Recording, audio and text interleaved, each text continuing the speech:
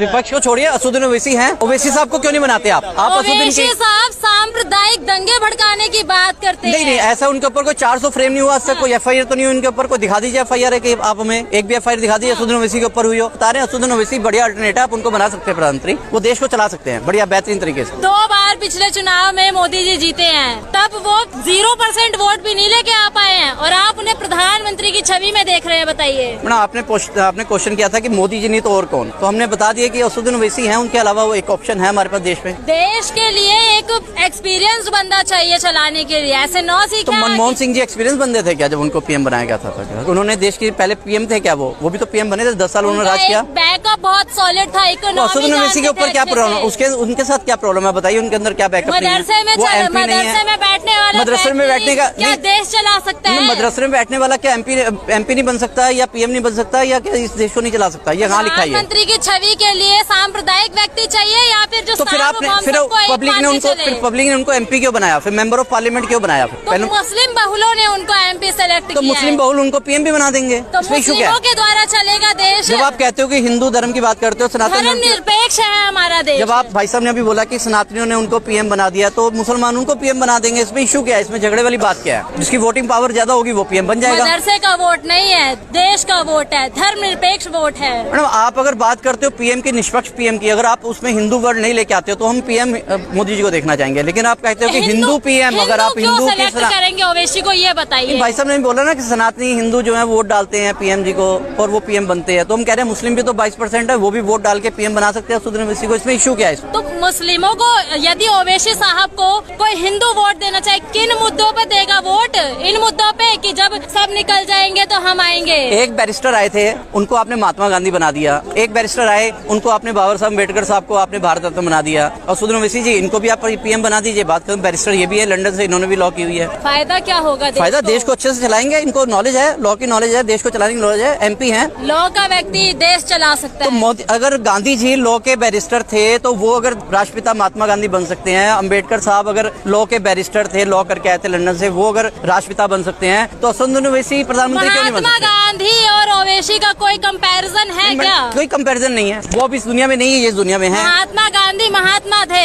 ओवैसी जी एक महात्मा क्या वो संत थे क्या? वो कौन सा पीठ चलाते थे? वो देश को आजादी हरिद्वार पे सदस्य करते थे क्या? देश को आजादी दिलाई उन्होंने, महात्मा गांधी जी ने। सिखों ने आजादी नहीं दिलवाई, और सांसद के अंदर उनको सबसे अच्छा सांसद का उनको इनाम मिला हुआ, उनको सम्मानित किया गया संसद के अंदर। सांसद तो बृजभूषण भी अच्छे घोषित किए गए थे। मैडम, उनके ऊपर अभी चार्ज फ्रेम नहीं हुआ ना, अभी तो उनको FIR हुई, अभी तो चार्ज होगा, अभी कोर्ट डिसीजन लेगी, उसके बाद हम लोग कहेंगे। हम किसी के बारे में ऐसे नहीं कह सकते, जब तक कोर्ट बैठी है, हाई कोर्ट बैठी है, सुप्रीम कोर्ट बैठी है, जब वो कहेगी कि हाँ ये मुजरिम है तो हम मानेंगे। तो 24 के लिए आपका किस प्रकार रुख है? मैं तो असदुद्दीन ओवैसी जी को वोट दूंगा कि असदुद्दीन ओवैसी को प्रधानमंत्री बनाया जाए। सबसे बेहतरीन जो है वही लीडर है इस टाइम देश के अंदर, जो बेबाक बात करता है, जो लोगों की बात रखता है। नहीं, वो ना शामिल करें, लेकिन उनके अंदर है 22% की पॉपुलेशन है, 22% जो अपना PM बना सकती है। मुस्लिम पॉपुलेशन है 22% देश के अंदर, वो चाहे तो बना सकते हैं। सारे मुस्लिम का वोट नहीं दे रहे हैं, दे रहे हैं, तो सारे हिंदू कौन सा मोदी जी को वोट दे रहे हैं? बॉस, सनातनी धर्म यहाँ पर जो वो कहते हैं हम हिंदू है ही नहीं, जो शेड्यूल कास्ट है वो कहते हैं हम हिंदू है ही नहीं, जो सिख है वो कहते हैं हम हिंदू है ही नहीं, जो मुस्लिम है वो कहते हैं हम हिंदू है ही नहीं, जैन कहते हैं हम नहीं है, तो वो दे कौन रहा उनको वोट? कौन वोट दे रहा है उनको? बताइए, आप बताइए। PM के तौर पर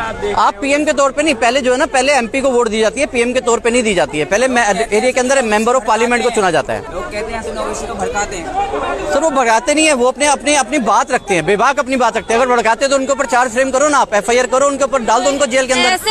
ऐसे वक्तव्यों का क्या मतलब है कि जब मोदी चले जाएंगे, योगी चले जाएंगे, तब क्या होगा? ये तो सीधा सनातनियों को टारगेट कर रहे हैं ना। नहीं, हम सनातनियों को किसी को टारगेट नहीं कर रहे हैं, हम किसी कौम को टारगेट नहीं कर रहे हैं। हम एक बात कर रहे हैं, अगर आप बात कर रहे हैं कि मोदी जी, आपने पूछा ना उनका अल्टरनेट, उनका और कौन सा अल्टरनेट मांगा है, तो हम प्रधानमंत्री मोदी ने अपने आप को 2024 में प्रधानमंत्री घोषित कर लिया है, क्या कहेंगे इस पर? नहीं, वो तो ऑलरेडी प्रधानमंत्री है, प्रधानमंत्री घोषित करे ना करे क्या फर्क पड़ता है? लेकिन ये तो कॉन्स्टिट्यूशन राइट है, लोगों का जो कॉन्स्टिट्यूशन राइट है, जो वोटिंग की एक पावर है, जो भीमराव अम्बेडकर साहब ने दी थी, वो उसके बाद तय होता है कि कौन PM बनता है, कौन नहीं बनता है। प्रधानमंत्री मोदी कह रहे हैं कुरकम छिपाने के लिए विपक्ष इंडिया नाम यूज कर रही है। नहीं, इंडिया नाम यूज करना कोई नाम बदल कोई इशू नहीं है, कोई भी नाम रख सकता है। ये देश हमारा स्वतंत्र है, कोई भी किसी नाम को भी रख सकता है कोई, उन्होंने जो उसको डिटेल में बताया INDI है उसका अलग मतलब बनता है। क्या इंडिया आपको घोषित करना, पहले से भविष्यवाणी करना, ठीक है? जब नहीं, देखिए अब मैं अगर घोषित कर दूं कि असदुद्दीन ओवैसी साहब जो है वो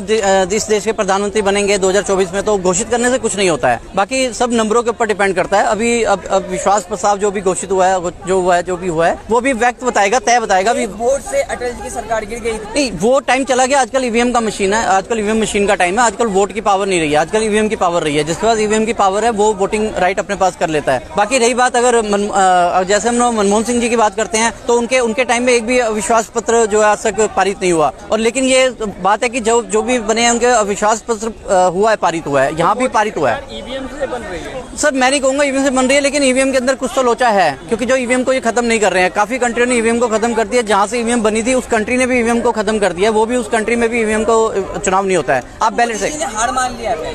नहीं, हार नहीं बोलेंगे, लेकिन हाँ अब ये स्वतंत्र है, हमारा भारत है, यहाँ पे स्वतंत्रता है सबको अपनी अपनी अभिलाषा प्रकट करने की, अपनी सोच रखने की। अगर वो प्रधानमंत्री बनना चाहते हैं तो अभी भी समय है, कुछ ऐसी नीतियां लाएं जो लोगों के काम की हों, जो लोगों के काम आए। क्योंकि अभी तक जो नीतियां आई थी वो नोटबंदी या फिर जो भी था GST, ये जो भी नीतियां थी आम आदमी के काम की नहीं थी। प्रधानमंत्री मोदी जी ने देश की इकोनॉमी ट्रिलियंस में कर दी है। मैडम, हम चाहते हैं कि हमारे मोदी जी प्रधानमंत्री बन के आए, लेकिन वो काम तो करे पब्लिक के लिए, पब्लिक को काम तो दिखे। काम दिखता नहीं है। हर मोदी, घर घर मोदी जी काम कर रहे हैं। नहीं, हम भी कहें कि अल्लाह अकबर और असदुद्दीन ओवैसी को प्रधानमंत्री बनाए, ऐसे नहीं होता। अब लोग कहें, जो मुस्लिम कंट्री के मुस्लिम कहें जी अल्लाह अकबर और असदुद्दीन ओवैसी को प्रधानमंत्री बनाए, ऐसे पॉसिबल नहीं है। ठीक है, सेमी इंडिया मतलब समझा नहीं आपकी बात। ईस्ट इंडिया और आतंकवादियों से तुलना कर रहे हैं इंडिया की। नहीं सर, जो मर्जी तुलना करे, लेकिन देखिए ये कॉन्स्टिट्यूशन यहाँ पर जो हमारा जो कॉन्स्टिट्यूशन राइट है वोटिंग का, जो है जो एक वोट से जो आपने बताया कि अटल जी की सरकार गिर गई थी, ये तय करेगा, ये आम जनता तय करेगी। आम जनमानस भी कह रही है इस बार 306 से ज्यादा सीटें जिताएंगे भाजपा को। नहीं, देखिए मैं तो शायद मोदी जी को वोट नहीं दूंगा। बाकी यहाँ जो इतने लोग खड़े हैं, इतने में से आप सर्वे करिए, सभी लोग मोदी जी को वोट नहीं देते हैं। अच्छा, इंडिया के प्रति आपके क्या विचार है? इंडिया हमारा देश है, हम लोग अलायंस जो बनी है। नहीं, अलायंस जो बनी है वो देखिए एक जब तक